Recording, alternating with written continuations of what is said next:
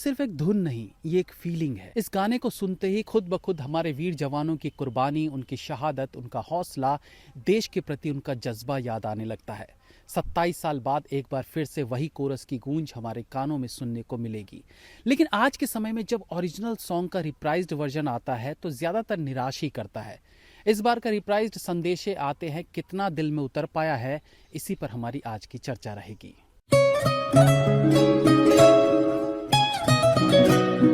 आजकल गानों को रिमिक्स करके बनाने का प्रचलन है। प्रॉब्लम तब होती है जब गाने को पूरी तरह से बदलकर आज के समय के हिसाब से बीट्स आदि डालकर गाने की आत्मा निकाल ली जाती है और यहीं पर वो कल्ट सॉन्ग बर्बाद हो जाता है। लेकिन बॉर्डर के गाने संदेशे आते हैं कि खास बात यही है कि इस ओरिजिनल गाने से ज़्यादा छेड़छाड़ नहीं की गई है। ओरिजिनल सॉन्ग के लीड सिंगर्स को सबसे ऊपर रखा गया है।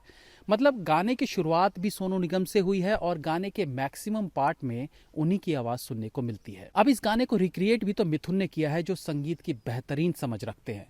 बागची साहब होते तो शायद इसे भी क्लब सॉन्ग बना देते। बाकी क्या रूह को चीरती हुई आवाज़ है सोनू निगम की। आज भी वही मंत्रमुग्ध कर देने वाली मखमली आवाज़। 27 साल बाद आज भी उनकी आवाज़ में जो ठहराव है, जो परफेक्शन है, जो सादगी है, जो मिठास है, उसे बता नहीं सकते, सिर्फ महसूस किया जा सकता है। कुछ लिरिक्स में बदलाव है बट गाने की सोल से छेड़छाड़ नहीं किया गया है। गाने को एक्स्ट्रा फ्लेवर देने के लिए मैं वापस आऊंगा लाइन में जो हल्का सा चेंज किया गया है, लाइक मैं वापस आऊंगा, मैं वापस आऊंगा। गाने में सोनू निगम के अलावा अरिजीत सिंह, दिलजीत दोसांझ, विशाल मिश्रा और रूप कुमार राठौर जैसे सिंगर्स भी हैं और सबने अपने अपने पार्ट को कमाल का गाया है। और ये एक ऐसा गाना था जो जब भी दिमाग में आता था तो सोनू निगम और रूप कुमार राठौर की ही आवाज़ में सुनाई देता था। ऐसे में इस कल्ट गाने को जब अरिजीत की आवाज़ में सुनते हैं, विशाल मिश्रा की आवाज़ में सुनते हैं, दिलजीत की आवाज़ में सुनते हैं तो एक फ्रेशनेस जैसी फील होती है। गाना आज के समय का लगने लगता है। हालांकि मैं तब भी यही कहूँगा, सोनू निगम फिर चैंपियन। वो इसलिए कि अगर आप दिलजीत का पार्ट देखें तो पहले सीन में वो गाते हैं, लिखो कब आओगे कि तुम बिन ये दिल सूना सूना है। अब दिलजीत खुद एक वर्ल्ड क्लास सिंगर हैं और उन्होंने भी इस गाने को गाया है। फिर भी इनकी पहली लाइन जो थी जिस पे उन्होंने लिपसिंग किया था वो सोनू निगम की आवाज़ में थी, मतलब ये वाली लाइन, लिखो कब आओगे।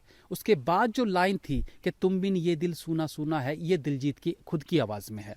तो एक फन फैक्ट ये भी है कि एक ही एक्टर पर एक ही लाइन में दो आवाज़ों का यूज हुआ है। दूसरी इंपॉर्टेंट बात इस गाने की जो लगी वो है इसकी कोरियोग्राफी।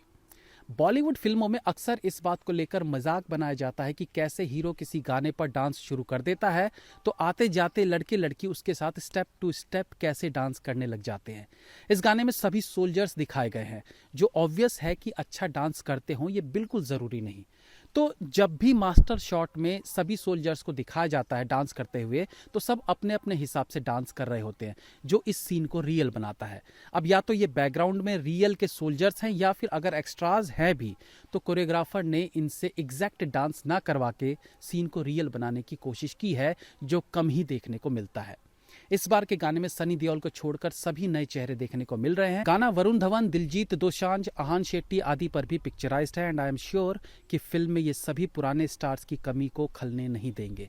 ओवरऑल बात करें तो ये गाना हर भारतीय को देश की याद दिलाता है, अनसंग हीरोज की याद दिलाता है, उनके सेक्रीफाइस की याद दिलाता है, जिसे पॉलिटिकल चश्मे से नहीं देखा जाना चाहिए।